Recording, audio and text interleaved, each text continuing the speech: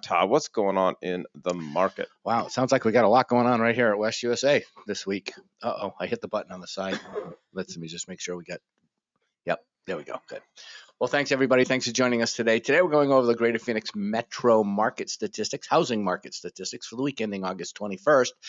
There's some really cool things happening here. 74 days closed on market, 2.31 months supply, a 43.36 absorption rate. Average list price is at $774 this past week.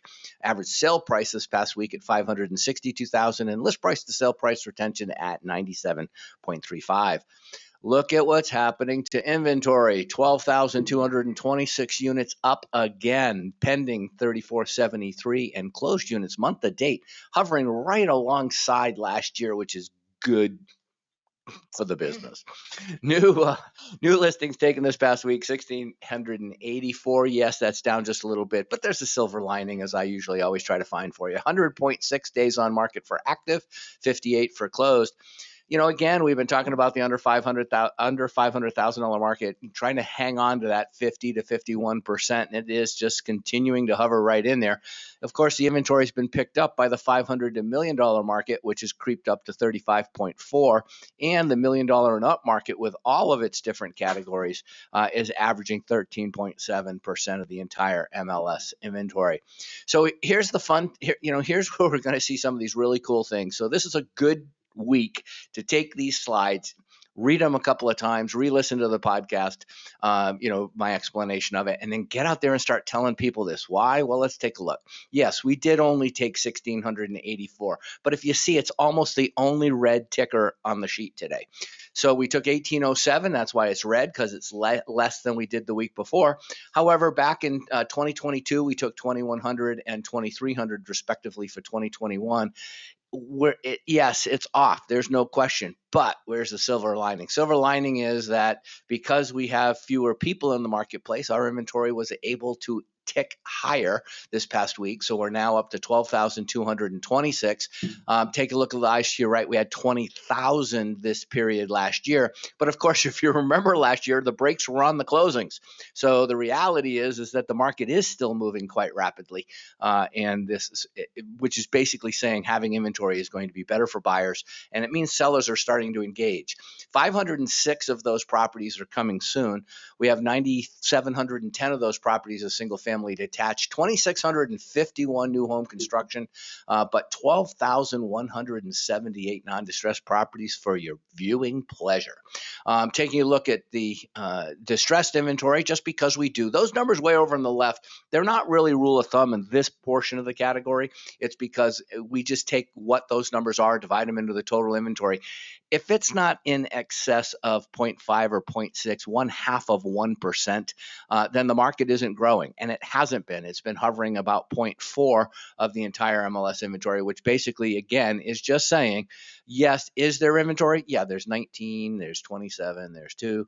But the reality is there inventory? There's not a lot of inventory for everybody to fight over. So this is not a market that really should be on your ticker list as something to go after at this particular time. Not telling you not to go after it, just telling you don't expect a lot of return.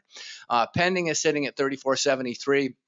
Down from 3,564. Last year we had a hiccup in the market right about this time. Remember when I just said the reason last year, we had the brakes were on? Well, there's your brakes. 2,845 people that were under contract at this particular point of the month, point of the year. That was the brakes. I mean, you're only saying 2,845 people were under contract at any one time. Yes, that is what we're saying. 5,520 the year before. So we were back to that magical 5,500 number. So we just look at it right now, because we're not at that 5,500 number, we're at 3,473. Our inventory is able to catch up. And that is why right this particular moment, even with fewer new home listings, we have an increase in inventory. 3,420, it's still halfway through the month. But the good thing is we're in single digits to the left as far as percentage of the month off. So that's really good. Last year at this time, we were at 5,000 properties closed.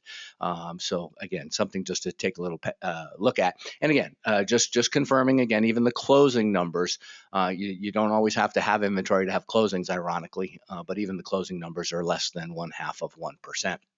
So How does it all line up? 2.31. We always say somewhere between 2.5 and 3 months supply.